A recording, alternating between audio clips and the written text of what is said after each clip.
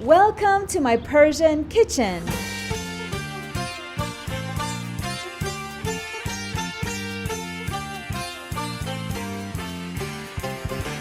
Let me take you on a culinary journey of Iran. I'll introduce you to the ingredients, the dishes, and the people of this enchanting and misunderstood country. I was born in Iran, but spent most of my life outside, dreaming of the foods I'd grown up with. I inherited my love of food from my grandparents, who grew prized grapes and other fruits and vegetables on their land, and my father, a well-known restaurateur. Now a chef and cookbook author, I have the chance to go back and rediscover the sights, sounds, and tastes of the Persia I once knew. To show you how easy it is to recreate this style of cooking at home, you'll see how I prepare Persian food in my own kitchen abroad using everyday, store-bought ingredients. I'm Ariana Bundy, from my land and kitchen to yours.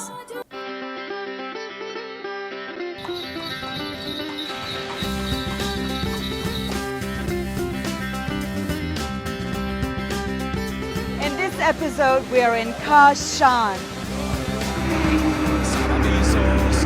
About halfway between the capital Tehran and the majestic city of Isfahan, Kashan is a large oasis on the edge of the central desert and a real gem of a place. Walking here surrounded by stunning architecture and beautiful gardens, you feel like you have stepped into another era. By some accounts, Kashan was the origin of the 3 wise men who followed the star to Bethlehem to witness the birth of Jesus. Kashan has been an important trade and commercial hub for centuries, famous for its handicrafts such as pottery and intricately woven carpets. Kashan's opulent history is reflected in the many palatial homes of the wealthy merchant families who lived here. But Kashan's other notable attraction and the main reason for my visit is its famous rose harvest. Home of the peerless Mohammadi or damask rose, Kashan produces the finest rosewater in the world. A heady, sweet yet subtle flavor which I just love to use. You may be surprised at how many uses rosewater has. In Iran, the water and the petals themselves go into various traditional dishes such as sweetmeats and sweets, cordials, even savory ones such as rice dishes, stews, and appetizers. It's also used as a perfume, home medicament, and for some religious ceremonies. I was lucky enough to arrive in time for Kashan's famous Rose Festival to witness the process of plucking roses and extracting gulab that takes place every year.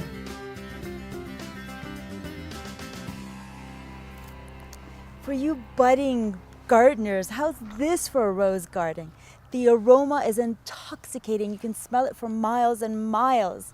سلام آقای رضایی. سلام علیکم. یه خود راجع به مراحل گلچینی به ما یه خود توضیح بدین لطفاً.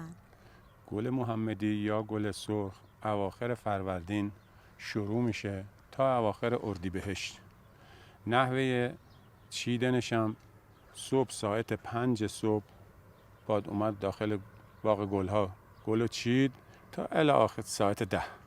اگر تمام بشد اسانس بالایی داره. گل اومد بهار اومد دارم میرم به صحرا زیادی تو ناز مکن برات بمیرم تنها مجنون نبودم مجنونم کردی از شهر خودم بیرونم کردی. ظروف ما مسیه دیگو دریچه و پارچ مثل لوله آلومینیوم.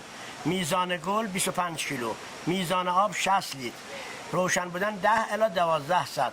بخار حاصل توسط این ایچا میاد داخل پارچ.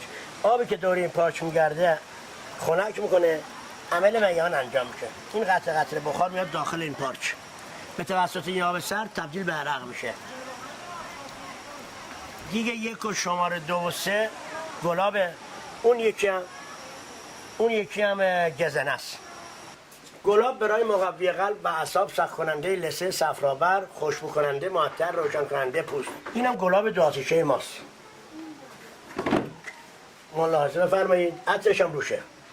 If you ask any Iranian what brand of rose water they love, 9 out of 10 will tell you Rabbi. And I'm going to take you inside to show you this amazing factory and how they produce it all. My dad started a long time ago. His father was in the business and he did the rose distillation through traditional ways. So then he changed from the traditional way and he revolutionized it into the highest technology. And the next thing that we're doing, we're shifting into organic, getting certified for that. Basically a more of a traditional food grade, and then now we change it into more of a, pharmaceutical and cosmetics and higher grade in that. And you said, I remember the story that he rolls up his sleeves every day. Every morning. day, to this day. He wakes up 7 in the morning and he goes to the factory and he stands by the workers and he does it with passion. And that's one thing we learned from him. He always said that, whatever you do in life, if you have passion about it, you're going to be successful. ما ظرفیت گل ما در منطقه در ابتدای 50 تن تولید کل گل منطقه بوده. بعد از زمانی که ایران گلاب و گلاب ربیع به بازار عرضه شده، الان حدود سطح کشت گل کاشان به بالای 8000 تن رسیده که بالای 75% شد. ما در این کارخونه بلافاصله سرعت کشت به همه جا گسترش پیدا کردیم. شما این خط‌ها که ببینید ما از فرانسوی‌ها خریدیم، چون منطقه ما مصرف گلاب زیاد داره و امروز به خصوص گلاب یکی از موارد خاصش به خاطر ارگانیک بودنش مصرف فوق‌العاده‌ای در دنیا داره، بالاخص در صنعت عطرسازی، پارفومسازی و در صنعت داروسازی. After visiting the factory, I'm dying to cook something with this amazing rose water. So I head back into the city to meet with Zahra Khanum, a lady who has worked in my family since she was a little girl and one of the best cooks I know. Fortunately, she's also extremely patient with me and the crew. The house we're about to enter has been over...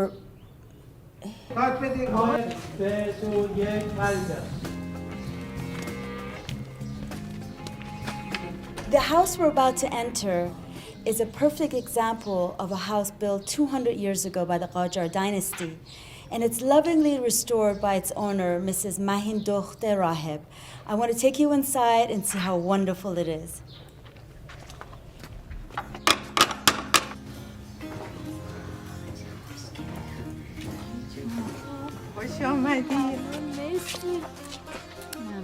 چقدر خوشحالم میبینمتون. بفرمایید. ممنونم، مرسی، متشکرم. اینجا خونه پدر بزرگی من بوده. بله اینه که دیگه حالا من دارم بازسازی میکنم. قربونت برم. بفرمایید. چی درست میکنیم امروز؟ شیرین پلو. Shirin polo, which is a wonderful sweet dish with julienne carrots and julienne oranges and wonderful rose water, a little bit of cinnamon and lots of saffron. So Zahra خانم جون با چی شروع میکنی؟ با پیاز خورد میکنی؟ بله. نگینی؟ Okay, so we're gonna cut some onions, pearl cut, and it's basically diced into cubes, and they do it to make things look really pretty. So she's basically dicing the onions, and what we're gonna do, use chicken. And you don't have to use chicken. If you're a vegetarian, you can very well use nothing because it has vegetables in it. Or you can add a bit of tofu, and you can omit the white rice and use brown rice instead. And we're gonna put it in a big pot like this, or a small pot, or a non-stick pan. سرخش میکنی، زرچوبه بهش میزنی، بعد مرغ بذاریم سرخ، کاملا سرخ کنیم. این پیاز با اون زرچوبه که تفتادیم روی مرغ میریزیم، مرغ میذاریم یک کمی آب، یک کم آب میذاریم درش، میذاریم خیلی آهسته میجوشه، خودش آب میندازه، با اون آب میپزه. حالا حبیجیمونو خورد میکنیم کبریتی نازک. کبریتی. So we're going to take the carrots and we're going to julienne them, or kebriti, which is like into matchsticks, and then fry them. سرخش میکنیم، بعد زعفرانش رو میزنیم. بله. Cutting the carrots into matchsticks, and then you're gonna toss them in a little bit of butter, oil, or olive oil, whatever you like, and add some sugar to it, and then boil it down slowly, reduce it till you get something like this wonderful, heady julienne carrots. So basically, also what's happening is she's taken some of this lovely oranges from the Caspian, and she's taken the skin off, the peel, and boil it in some hot water 3 times to remove the bitterness. And then اینم چیکار کردین باهاش؟ همون کاری که با بله اونو با لای پلو بریزیم دیگه همونه. این همونه. یعنی اینم با شکر قاطی کردین جوشوندین؟ بله اینم جوشوندیم. So she also reduced this with a little bit of sugar. And then we're going to layer all this in the rice. کمی روغن تا دیگه ما میریزیم. A little bit of oil or butter or ghee. بعدن برنج میریزیم. بریزیم. بله So برنج. then we'll layer. This is in upkishin. آبکش. It's been parboiled rice. It's نه سوزونه. تادیگ نز. So she's putting the rice at the bottom of the pot first, the plain rice, before adding the orange and carrot mixture. So now I'm gonna add the portugal و هویج. And we're just gonna layer it. And we're just gonna keep on doing this till we get to the top.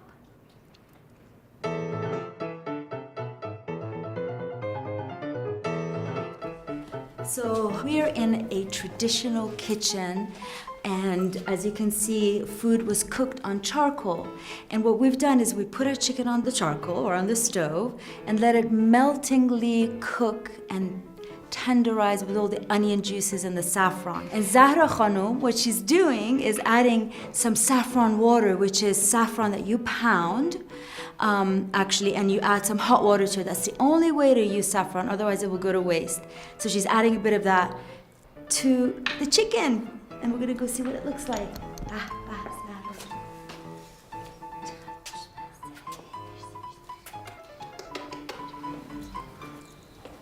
I'm gonna serve myself some of this lovely rosewater sharbat or cordial, and I can see our lovely morasa polo, which is the jeweled rice with lots of orange peel and carrots and saffron. And because it takes a little bit of time to make, it's typically served for guests or at weddings.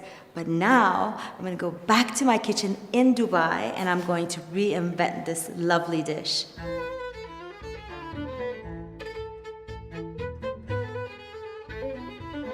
I'm going to be recreating the recipe I made with Zahra Khanum here in my own kitchen. But this time, instead of using chicken, I'll be using fish. I know, you're going to think I'm crazy. Fish with morasa polo or jeweled rice. But I think fish goes particularly well with orange peel, carrots, and almonds. As we now know, Iranians love rosewater. And in Kashan in particular, they apparently wash their fish with rosewater. And that's to take away the fishy smell and to give the fish a brighter, whiter color. First, boil the orange peel for a couple of minutes and drain. Do this 3 times to remove the bitterness. You can also use candied orange peel instead, which you don't need to boil. Now take the julienne carrots and place them in a pot with some sugar and butter. You may use raw sugar too and replace the butter with olive oil. It may look like a lot of sugar, but you'll need to trust me on this. Let this cook down for about 20 minutes or so until the carrots are soft and sweet but not falling apart. Next, add your boiled orange peel. Add some butter, olive oil, and a small amount of yogurt to the bottom of a non-stick or cast iron pan. This is for the famous crunchy rice that will form eventually at the bottom. Delicately ladle in some of the rice and make sure you cover the bottom of your pan. This is to ensure that the orange and carrot mixture doesn't burn. Keep layering and as you go, sprinkling some cinnamon along the way. Prick a few holes in the rice with a chopstick or the handle of a spoon, making sure that it touches the bottom of the pan. This will allow the steam to cook the rice perfectly without it becoming stodgy. Add some water mixed with melted butter or oil all around the rice. Wrap the lid in a kitchen towel, cover and let it cook for about 45 to 50 minutes. Now take some sea bass or any other white fish you like and wash it with some of this fine Persian rosewater. What? You may say, wash this fish in rosewater? This will make your fish smell beautiful, and Kashanis have been doing it for hundreds of years. I guess when you have so much rose water around, you find ingenious ways of using it. In a non-stick saucepan, add a bit of butter followed by some olive oil so that your butter doesn't burn. You can also use oil instead if you like. Place skin down on the pan and let it cook. Salt and pepper your fish, and after about 3-4 minutes or until your fish is cooked around the edges but still translucent in the middle, flip and cook on the other side. Add the juice of half an orange and half a lemon as it is still cooking. This will give it a nice citrusy flavor and allow the juice to penetrate the fish. And your rose-scented fish is ready. Make sure you use a slotted spoon to serve the rice with so that the grains don't get crushed and remain long, fluffy, and intact. A true sign of a perfectly cooked Persian rice. Add some slivered pistachios, almonds, as well as candied barberries and orange peel as decoration. Serve the fish topped with some dried rose petals and chopped parsley or cilantro. Delicious! Fish washed in rose water and jeweled rice. A beautiful and fragrant combination.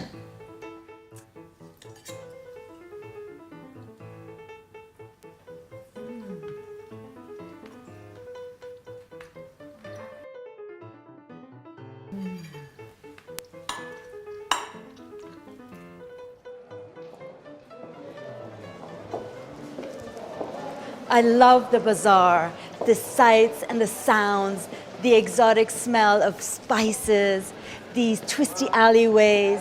People from all walks of life come here to buy anything from chicken to hair dryers to antiques and carpets. For me, it takes the shopping experience to a whole new level.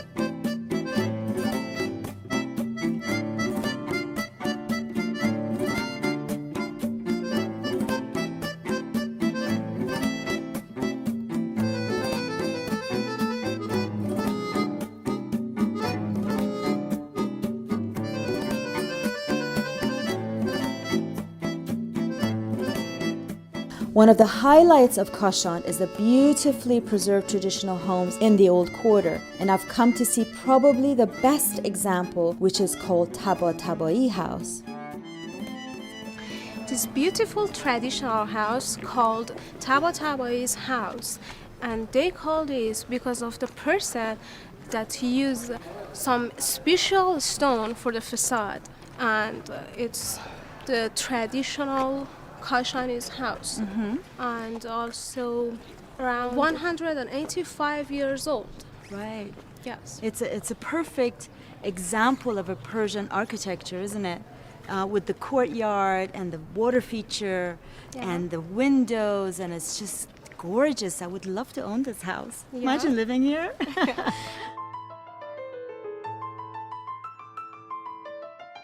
What a beautiful room, and look at the spectacular windows everywhere. Yeah, it's so beautiful. It really is. And also, there is a function, you know, blue and red for insect that they don't come into because of the color. When they look at the colors, yeah, they got dizzy. And the white one for sun, because come into, you know, and green and orange for relaxation. Really? Yeah. So this home is not only beautiful, but it's functional in every way. Our grandmother, or mamani as we say in Iran, always had freshly cut roses in her house. And whenever I smell a rose, I'm always reminded of her. Her skin, her smile, her eyes, and our deep love for her. Iranians in general have a special, loving relationship with the rose. In Persian poetry, it symbolizes beauty and perfection and is the object of adoration of the nightingale. who represents the poet or lover singing his devotion. A Persian garden goes hand in hand with roses. The English word paradise comes from the Persian word pardis, meaning walled garden. The earliest surviving example is that of Cyrus the Great and Pasargad, which dates back to 500 BC. This beautiful garden in Kashan, Bagh-e-Fin, follows the classic template of 4 quadrants separated by waterways and was a favorite getaway for the Safavi royal court in the 18th century. This style of landscaping influenced palaces as far away as India and Spain.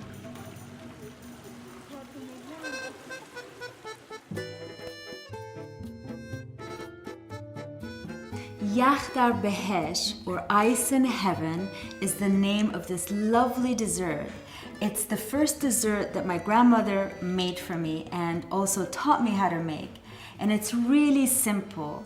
And unlike its name, it's not icy at all, but creamy and smooth and laced with sumptuous rosewater. So very, very easy steps. We'll just take some milk, and you can use almond milk or rice milk. And you need some rice flour. So this is a gluten-free dessert. You could use cornstarch as well. Some sugar. I'm using white sugar because I like to keep it really white, but you can also use brown sugar. Stir it over medium-high heat until you see that it becomes thicker and creamier and you don't get any lumps. So you just need to whisk it.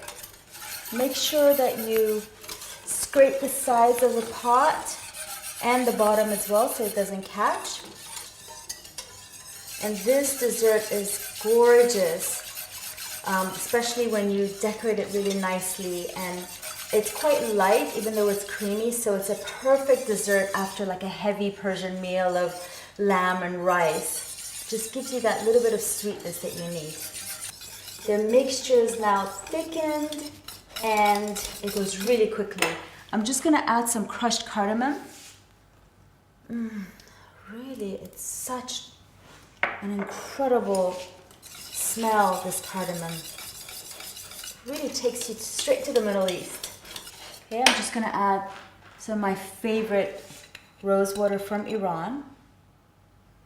Absolutely heavenly. Just a splash of this transports you to a Persian rose garden. So this has no oil and no butter, which is really great. And I'm going to show you a modern twist on this dessert once it's cooled down a bit. You can simply pour the warm mixture into martini glasses and leave to cool in the fridge for a couple of hours. Eat it plain or decorate it as I've done here with some Persian fairy floss. My son loves this and says it looks like sheep's wool. Another non-traditional twist on this dessert is my Persian trifle.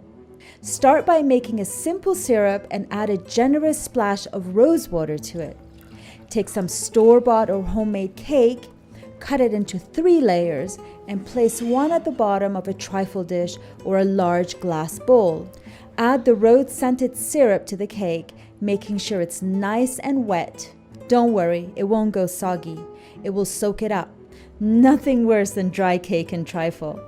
Layer some of the ice in heaven cream as well as your favorite fruit. I like apricots here. Some slivered pistachios, and then another layer of cake, but this time push it gently down. Keep repeating the same steps until you have run out of cake and cream. Top it with some crème chantilly, slivered pistachios and almonds and dried roses. Finish with some gold leaves. Iranians love gold. And voila, you've got yourself a gorgeous Persian trifle. My ice in heaven in a trifle form and in martini glasses.